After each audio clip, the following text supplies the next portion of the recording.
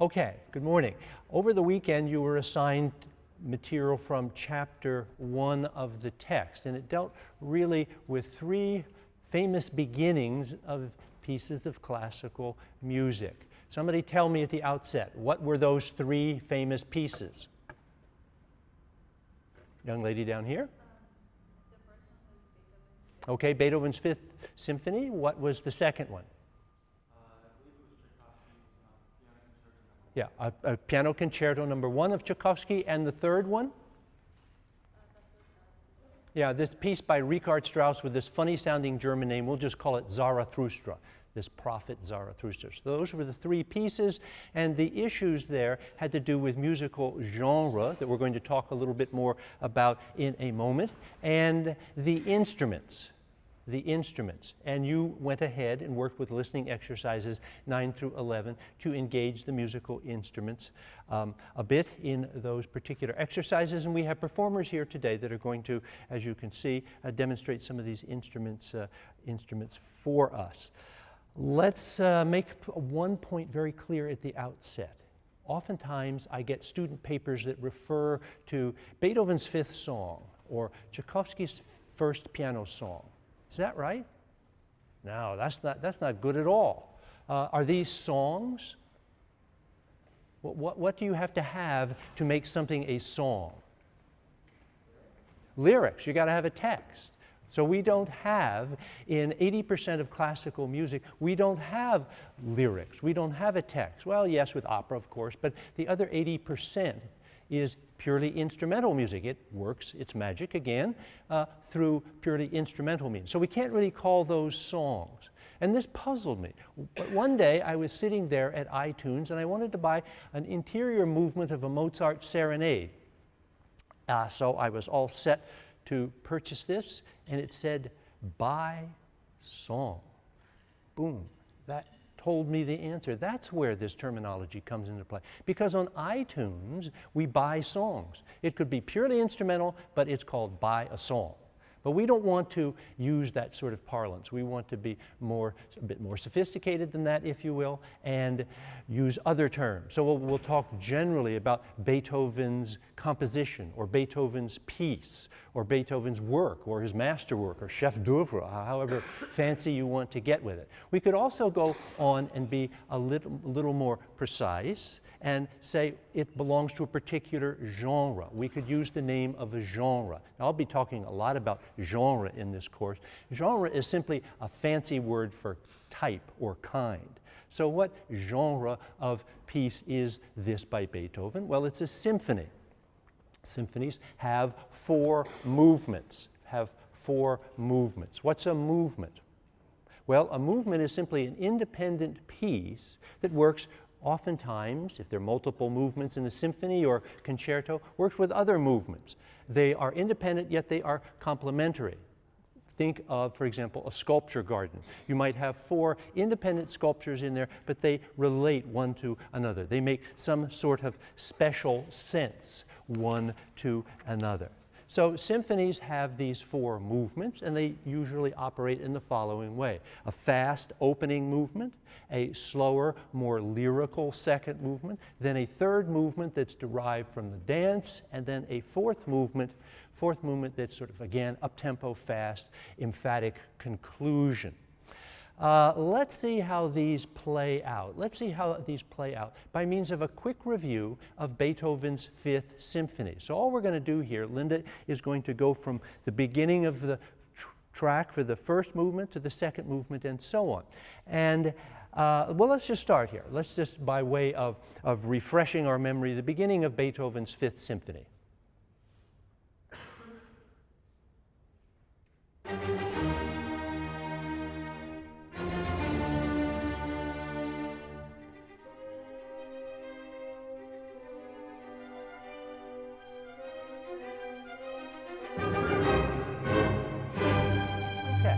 Pause it there, and as we said last time, it operates in that fashion.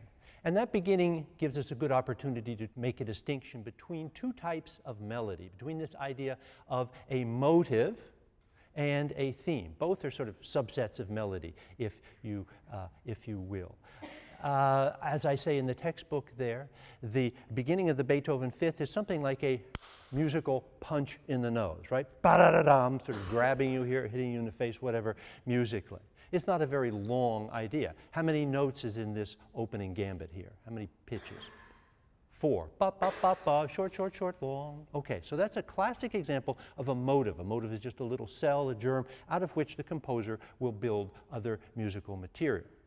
Now let's contrast that with what happens in the second movement of Beethoven's Fifth Symphony, where we have a lyrical, long-flowing theme, okay?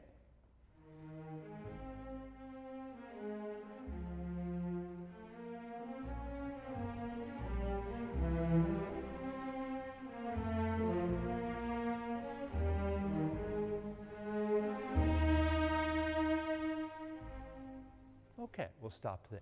All right? So that went on, if we heard the whole thing, it actually goes on for 32 notes as opposed to just 4. So motive versus longer theme. Themes tend maybe a little bit more lyrical.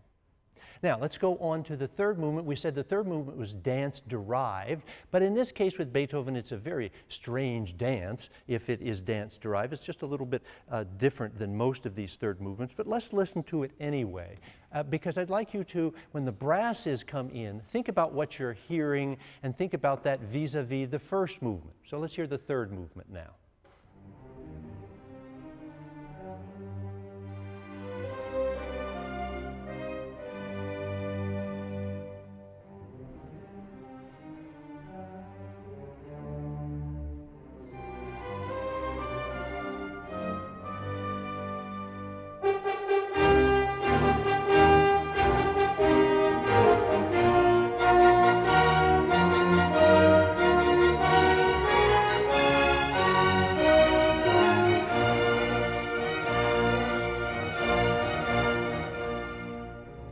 Okay, so what happened there when the brasses came in? How did that relate to the first movement? Yes? 4 notes, something as simple as that. Da da dee dee dee dee dee dee, same rhythmic idea. So that's the use of a motive there, and that's how these movements are tied together a little bit. Let's go on to the finale now. And as we listen to the finale, let's think about what we heard at the very beginning and talked about last time,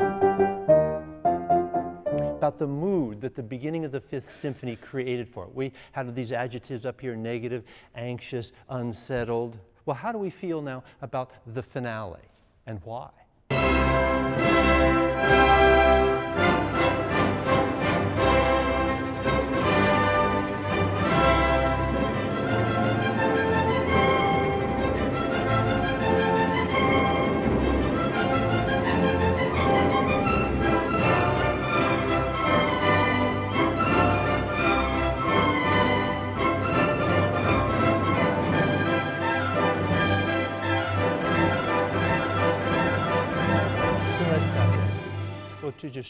You can just turn the volume down a little bit as we go down. So why do we feel differently about that? I think we do.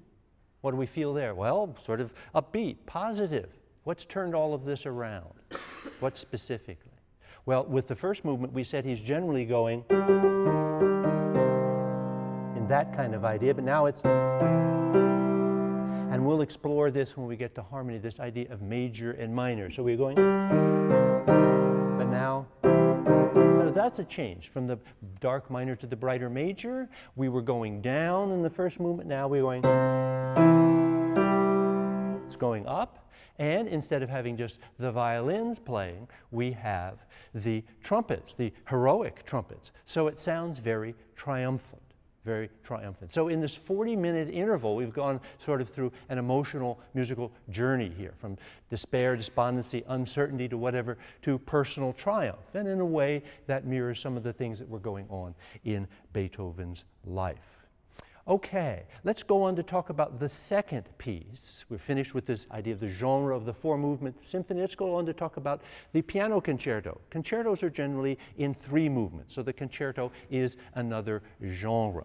It's a genre in which a soloist will confront the orchestra, and there'll be a kind of give and take, a spirited give and take between the two. So now we are going to listen to the beginning of the first movement of Tchaikovsky's Piano Concerto. You've worked with this already, so you're a little bit familiar with it. And at the outset here, I have two questions for you. Is the beginning here played by the brasses or the strings? In other words, or the woodwinds, what family of instruments is playing here? And is Tchaikovsky using a motive, or is he using a theme at the very beginning of this concerto? Up a little bit, Linda, just up a little bit. No, turn it up.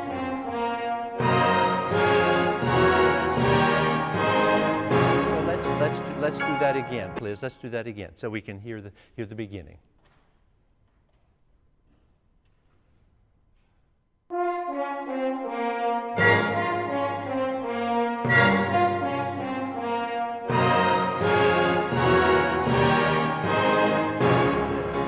So what about that? Theme or motive at the beginning? Motive, all right? So here it was, I think. How many notes in our motive? Same as in the Beethoven. Well, why isn't it the same? Well, we got a skippy Beethoven. But here with Tchaikovsky, he's coming down, just straight down.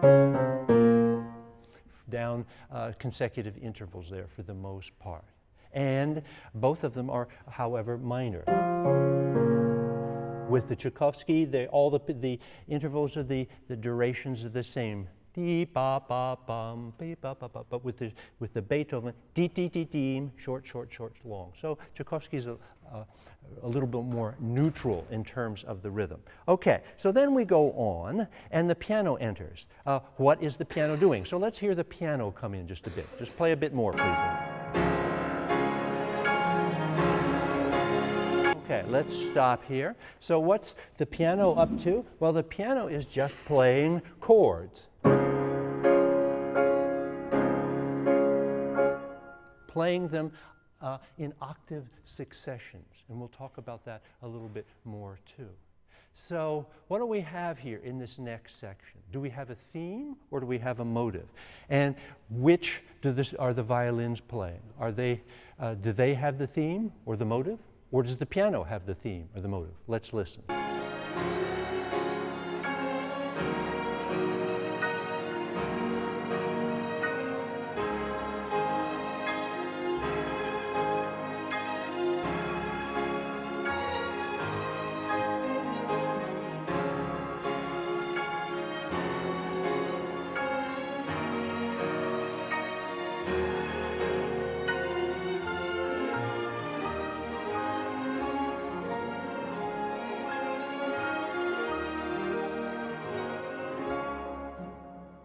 Okay, so let's stop it there. So what were the violins playing? Theme or motive? Theme. What was the piano doing? Yeah, just the same chords. Ya dee dee ya ba ba ba ba ba ba ba ba ba ba ba ba ba ba da da da da ba dee da da. Ba, ba, ba, ba, ba, in that fashion. I'm singing the melody, they're playing a chordal accompaniment against it. All right, let's listen to the next iteration of this theme. We've identified this as a theme. Who's got the theme now? Is it exactly the same? And what are the strings up to in terms of string technique here?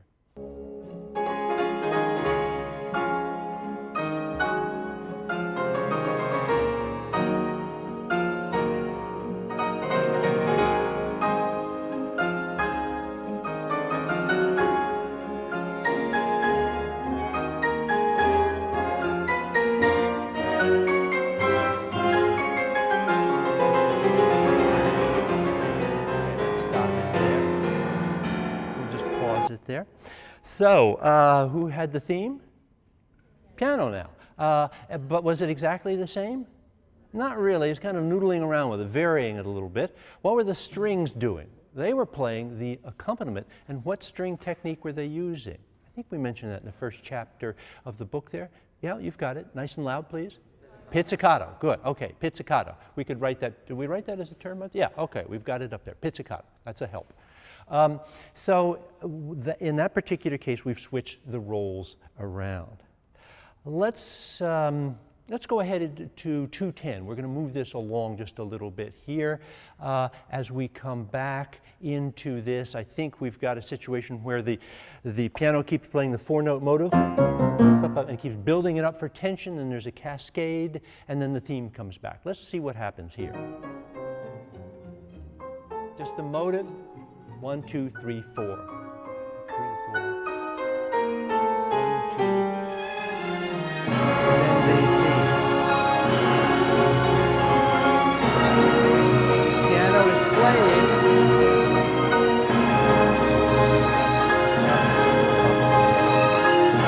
But ornamented.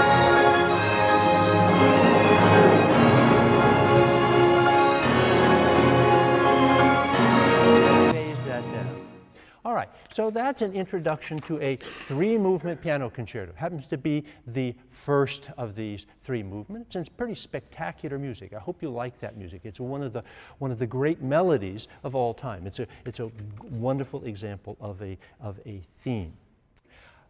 Having talked just a little bit about genres, we could conclude by saying there are other kinds of genres in music, of course.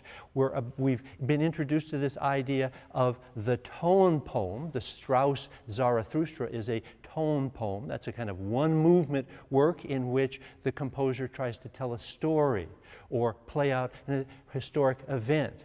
Or in the case of the Strauss, I guess, to give us the beginning of the contents of a philosophical novel through music. So tone poems are one movement. And we have got other kinds of genres of music. We've got opera, we've got cantatas, sonatas, ballets, things such as this, and we'll get to each of those in turn. So that's the end of the discussion of genre. Let's go on now to talk about instruments and how instruments produce sound.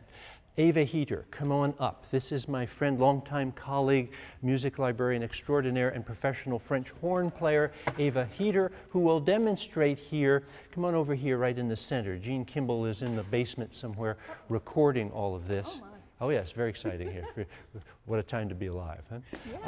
Yeah. Eva is going to just demonstrate the physical process of playing the French horn. The horn obviously is a brass instrument. And what makes the sound is a vibrating column of air. In this case, the basic column of air is 12.5 feet long.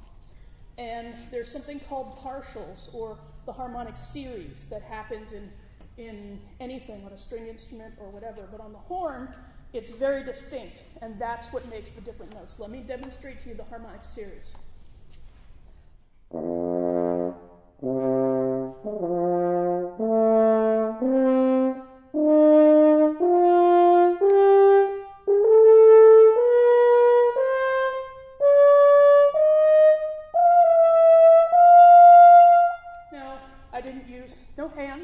That was just the notes that are naturally on the 12.5 foot length of vibrating air. That's the harmonic series that's on that. And what the valves do is they shorten and lengthen that vibrating column of air, very much like a cello string on a fingerboard. You know, the cellist is always shortening and lengthening the strings. I'm doing the same thing, I'm just doing it with a series of switches instead of a fingerboard, which we obviously don't have. Okay, that's fine. That's great. That's the principle. And when she says she's overblowing, what that means is, and we'll keep emphasizing this point today, that and these partials, that when a sound is made, you have not just one sound, but that tube is dividing up into sections, and all kinds of little sections of that one tube are sounding. Not just the big sound, but the partials or the overtones, the intervals in the harmonic series. So it's a whole series. When we listen to a single tone, it's a whole series. And what Eva was doing there is playing out the notes in that series successively. And we'll keep banging on that. Now, if you would, Eva, play just the beginning of the Zarathustra, or the trumpet part. Can you do that? Oh man, what is it? Well, whatever key you're in. What key are you in? What key would you like me to be in? Well, could we do C? Sure.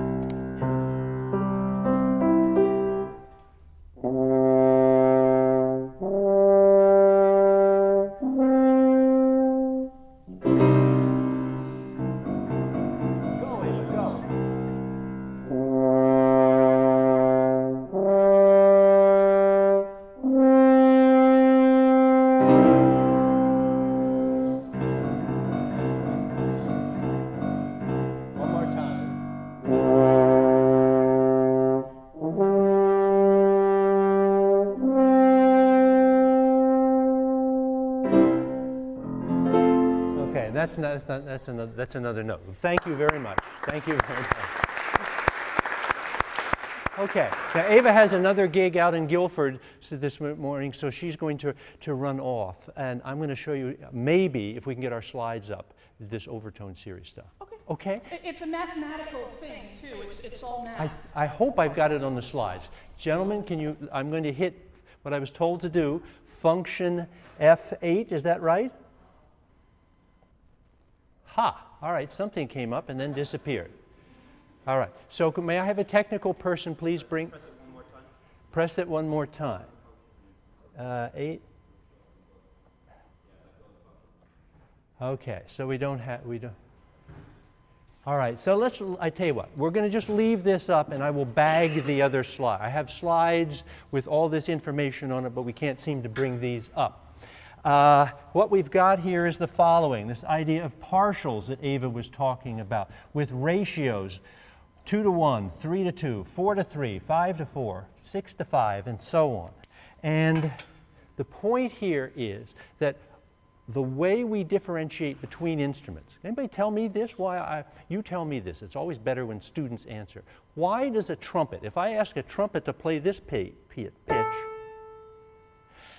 a trumpet played it, then I ask an oboe to play it, the sound would be very different. Why is that the case? Gentlemen here? Different overtones. Well, actually, they all have the same overtones in a way. The same frequencies would sound, but you've got it 99% of it. It's which partials are particularly prominent, have extra punch or extra volume to it. Is it the oboe may have the 7th partial very strong and the 3rd partial very strong, whereas the trumpet, I'm just making all of this up, of course, the trumpet may have the 2nd partial and the 4th partial and the 6th partial. So it's which of these partials are sounding within each of these instruments, and the physical properties of each of these instruments are different. It's the particular blend. Here's a really dumb analogy. Any Scotch drinkers in here? No, of course not. You're way too young to do that. But think about a blended Scotch. You know, you get a little of this, little of this, little of this, and it makes up whatever it is that you end up with, a particular recipe for that liquid. Well, we have a particular recipe for instrumental timbre or instrumental color. And it's the intensity of the overtones or partials within each particular instrument that creates that. Okay, now we're going to go on and talk about a woodwind instrument here. So Linda, come on up. Linda is a bassoonist. She's also, this is Linda Paul, who will be one of our principal TAs here. She is a PhD candidate in the Department of Music, just passed her qualifying exam with flying colors. So here she is to demonstrate the bassoon for us. Lowest member of the woodwind family. All right, so you probably read in the book that the bassoon is a double reed instrument. And so just to show you what that looks like, you've probably seen it, but if you haven't, 2 pieces of wood vibrate together when I blow through them. Always check it out before I play any notes. And as you will probably suspect by the length of the bassoon, it can play very low notes. And if I put a little rag in the top, I can get it even a little bit lower than that. I didn't bring one. But actually, amazingly, it's a very versatile instrument. It can also play very high notes. As you can see, there are a lot of keys on it. There are 9 keys for my left thumb alone. So I'm kind of switching between these on the back here and many others. And because of that, I can go very high, and I'll just demonstrate that.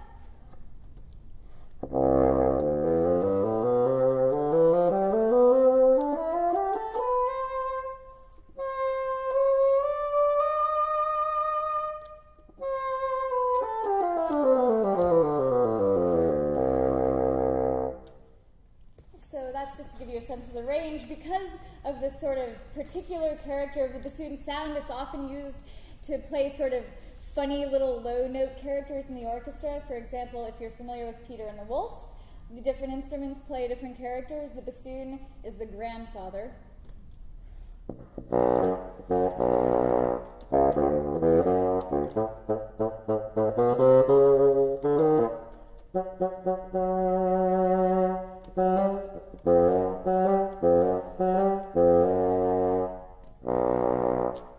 Cool.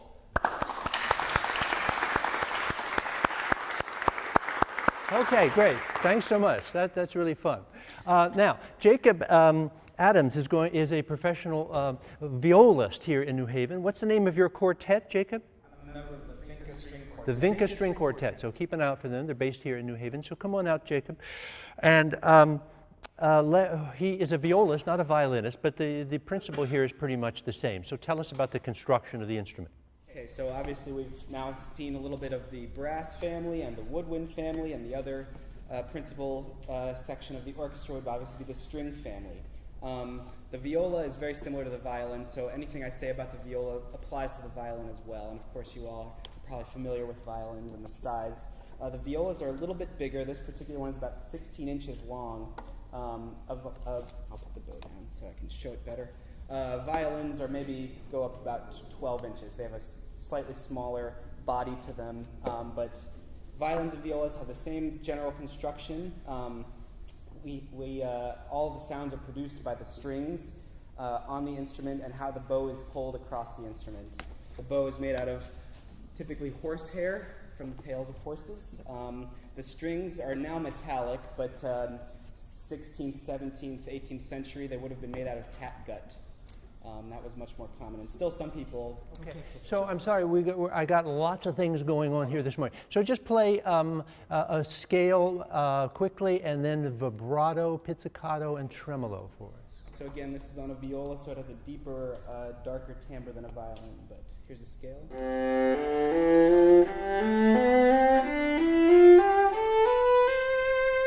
Wow, you did something there at the end. Do you have too much coffee this morning? You started shaking away there. Yeah.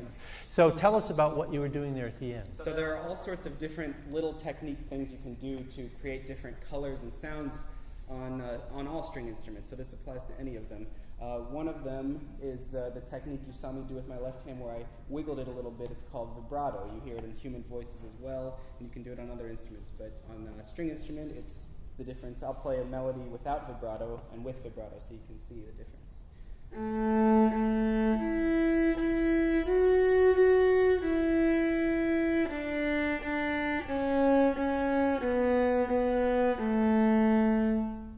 So that's without vibrato.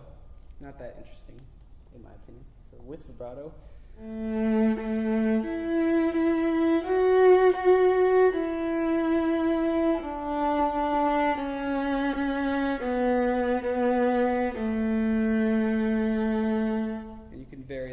And the speed and the length. There's a lot of variety of which. Okay, and then just quickly play a pizzicato for us. Sure.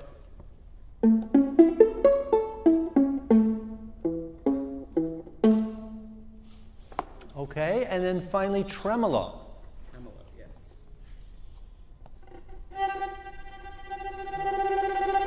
Adds a little excitement or a little filler to the music sometimes. All right, great. Thank you, Jacob, very much.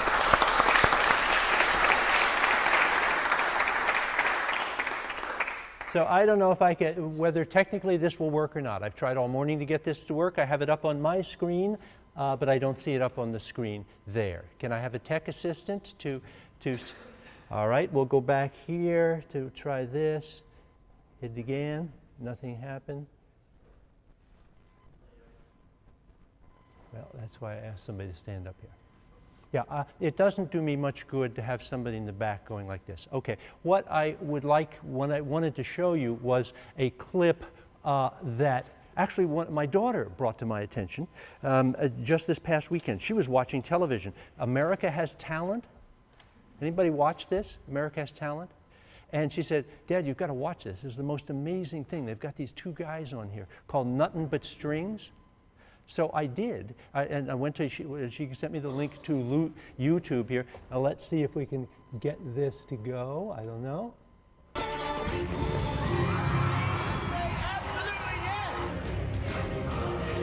You're going through to the semi-finals. To do something I love with the person that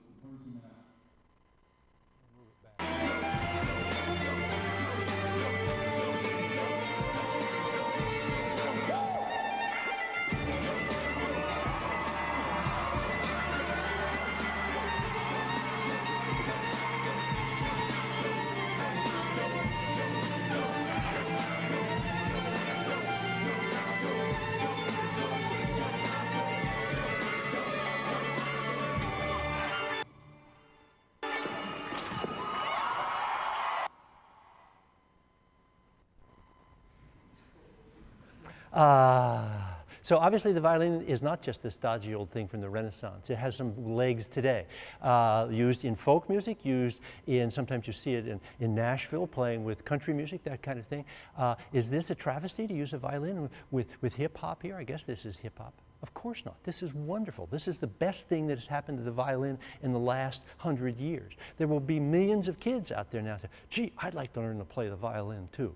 So this is wonderful, this sort of cross dissemination of genres here, bringing this particular instrument, the traditionally classical violin, into the popular realm. All right, so let's put that aside. We've talked a little bit about sound production here. I've got two pieces I'm going to work with here for the end of our session. We have 15 minutes left, and here are these two pieces. The first you can see on the board up there is by another Russian composer, Modest Mussorgsky. It's called Polish Ox Cart, from his work Pictures at an Exhibition. What happened was he had a friend. The friend died. The friend was an artist. The friend left these pictures as an homage to the painter. Mussorgsky sat down and tried to create a musical response to each of these paintings that were on display. Now, this is a piece that's always interested me because the painting is very pedestrian. It's of an old Polish ox cart sitting on some godforsaken road in rural Russia somewhere. So how do you make that work as music? How do you turn that visual image into music? How do you turn that into a sort of live sonic scape? And I should say at the outset, I'm going to prejudice your listening here just a little bit. I hear this as me being in the center and this ox cart starting, could it start either side, doesn't matter. Everybody moves left to right, so I'm going to hear this moving left to right. It comes in front of me, almost rolls over top of me, runs me down, and then disappears to my right. So as we listen to this, you think about what are the techniques by which Mussorgsky creates this musical action scene. You should be able to come up with two pretty good ideas here, two pretty good answers. All right, here we go. Nice and loud.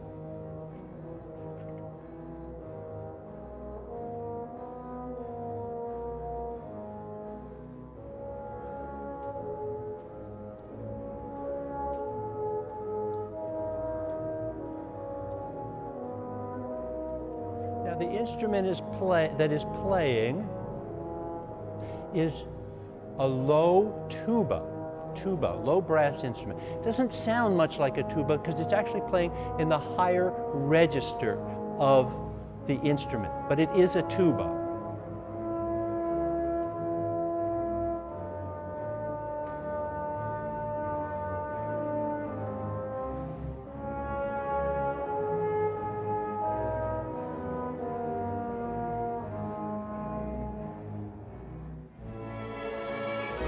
Now the strings, turn it up just a little bit. Strings come in with a counter idea, complementary idea.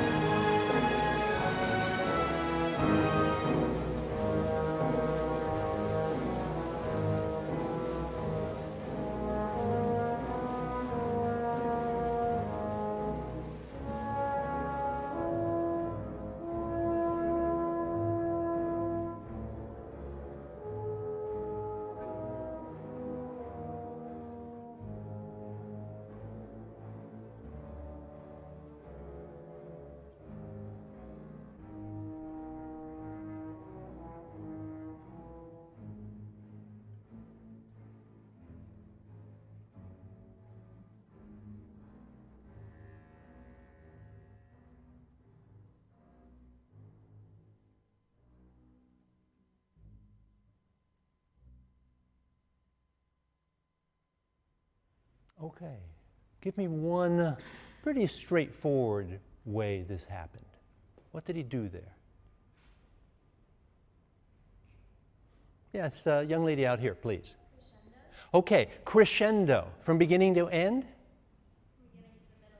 Yeah, so like a giant wedge. So that's why the cart seems to be in front of you. And so we're talking about musical volume here. It started very quietly. It built up to this huge center in which we had the bass drum pounding away there and the snare drum coming in to give the effect that the entire earth is rattling at that particular point. And then as it passed by you, the thunder passed by you and off you went into the distance, quietly into the distance. And it was, we'll come back to that, but how did that happen? We'll listen to the end of that in just one moment. It's kind of a disintegration of the sound at the end, a disintegration of the sound at the end. So let's pick, so that's one big way this happened. That's probably the big ticket item here. There's another way, a more subtle way. Any thoughts about that? Yes? Yes, the instrumentation. Can you elaborate on that? Yeah, it starts just with like, I guess you said the tuba and like really low instruments, and then when it gets to the middle, the strings come in, and then the percussion comes in. Great. It starts going away, and then it disappears. Right. So there's a kind of wedge shape with regard to the instruments too. He starts with the lowest instruments, and then goes to the high instruments and then back to low instruments at the end. Let's just review. Well, no, we won't review this. Let's not review that, okay? We don't have time to review that. But let's go on to say the following, that what Mussorgsky knew there was a very basic principle of acoustics. And what is that principle? Yeah? I beg your pardon? Well, to some extent. I'm going to give an example of that, of the train kind of going by you and the sound heading off in the other direction. Yes, to some extent it is that, yes. But what I was thinking about here is this idea that the lowest sounds create, or the longest sound waves, and they last the longest. The lowest sounds create the largest sound waves, and they last the longest. The lowest sounds last the longest. Why might this be the case? So here, not having too much confidence in our slides this morning, I went ahead and put this one up on the board here. Here is one pitch. Here is a pitch of a string an octave higher. So you can see it this way. As you probably know, if you take a long string and pluck it, it's going to take that long string a long time to pass that sort of cycle, if you will, just one pass through that cycle. The string half a length will pass through that cycle 2 times, so that you can kind of graph these up here as one long low sound or one faster vibrating sound an octave higher. So again, low sounds or low frequencies travel farther. Now you've experienced this in your own life. You're standing in a street corner here in New Haven. In the distance, what do you hear? An automobile approaching with a souped up audio system in it. And what sound do you hear at the very first? Vroom, vroom, vroom, vroom. That kind of thing. Then maybe, and then maybe some kind of melody will come in. And then it'll all come together right in front of you, and it'll kind of disappear in the distance. You're at a football game. You've probably experienced this too. The band is marching on the field. Suddenly they do the Doppler effect, where they turn their backs to you, or in a way, and they're playing away from you. And you hear very little sound. What instrumental sound do you hear? Boom, boom, boom. The bass drum and the tuba, and the marching band would be a sousaphone, they would call it, but bass drum and tuba.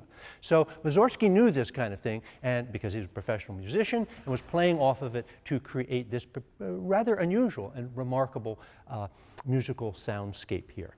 Okay, I have 5 minutes left. I'd like to do one last piece. It's another piece by Richard Strauss. It kind of brings us to the end of Richard Strauss, our discussion of Richard Strauss. We'll say goodbye to him here in our course.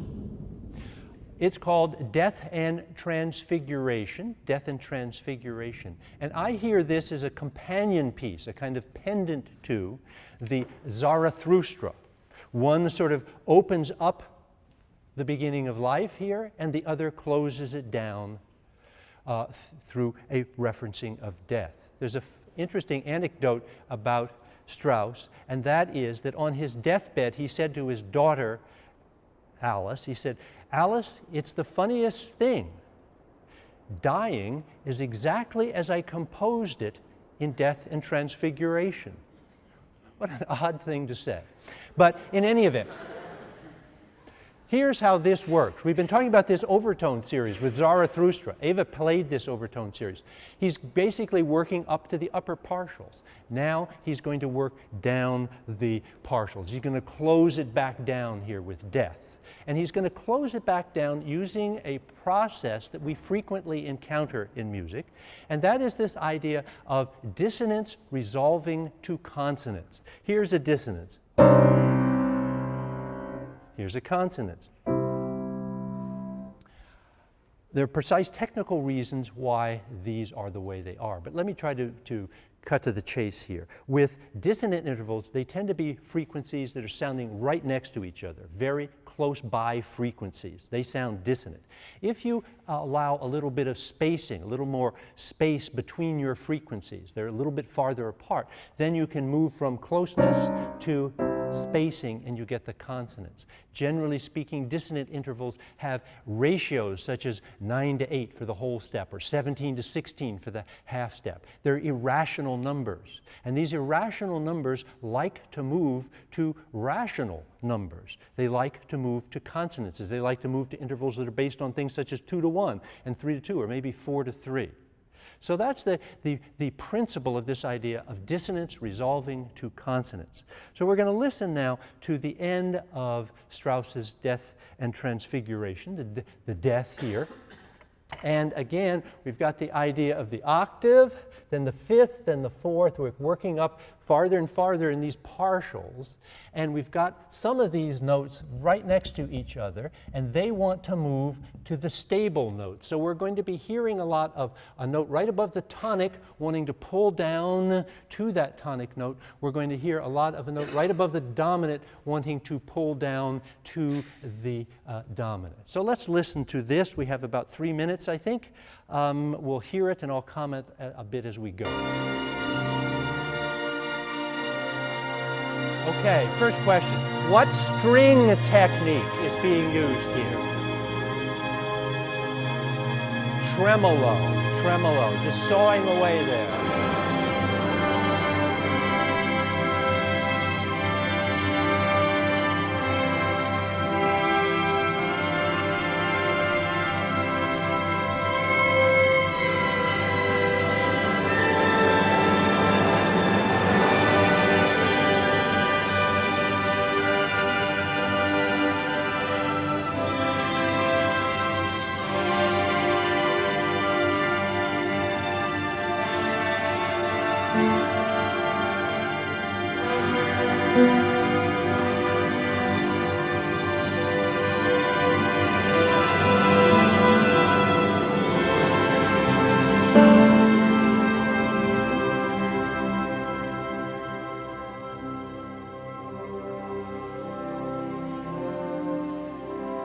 Just working with the 4-note motive here.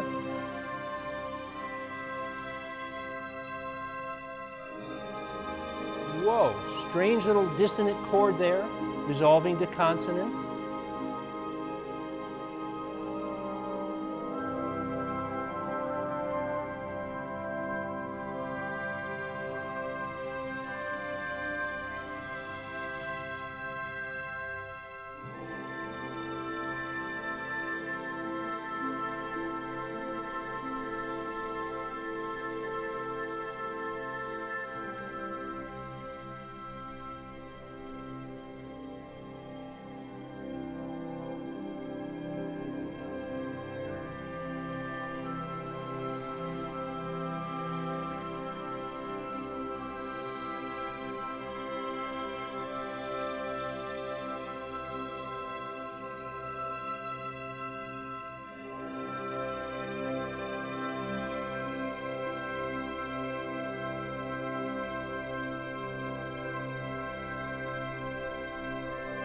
And here it's all just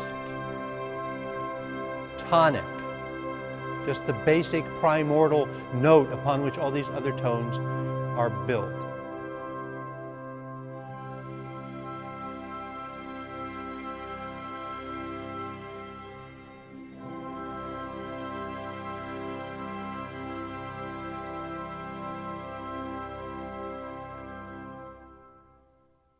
Okay, so that's Richard Strauss's approach to death. Not particularly relevant to you young people, but for older gentlemen such as Professor Kagan and myself, we're getting close to that, right, John? So, thank you all for staying with us this morning. I hope you enjoyed that music. We'll see you in sections starting this Thursday. If you have any questions, come up and see me or send me an email.